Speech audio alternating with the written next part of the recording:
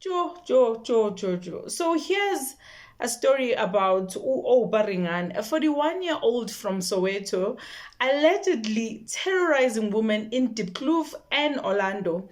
His attacks were random and he targeted women between the ages of 14 and 55, striking fear across the community. So, if you're a South African woman and you've never been raped, count yourself as one of the lucky ones. I myself, it has happened to me several times by different people. So when I do this type of content, I understand what I'm talking about. So when something that this happens to a community, it is very, very scary. Scary for women and scary for children.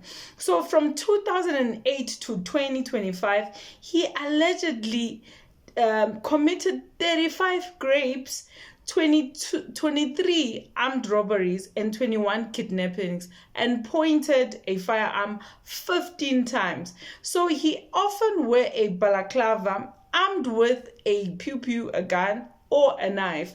So some of the victims were dragged from the streets. Others were attacked in their own homes. So Uringane had a history, a conviction in 2002, sorry about that, with a 3-year suspended sentence. So he escaped in custody in 2010. Yet for 17 years, he allegedly moved with near impunity, leaving 45 reported victims in his wake. So everything changed in this September, 7 days ago, when he was arrested on the 10th of September 2025, when the Family Violence, Child Protection and Sexual Offences Unit arrested him in Diepkloof.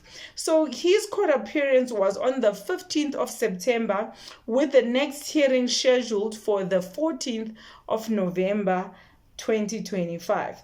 So the community is shaken, and there's outrage, there's fear, and there are so many conversations around GBV. That GBV is everywhere, and victims are sharing their stories, and South Africa is watching closely as the trial unfolds. I have a lot to say, but for now, I'll keep it to myself. But women are living in fear in this country. Children are targeted. They've always been targeted. And with that being said, I'll see you in the next one. Ciao.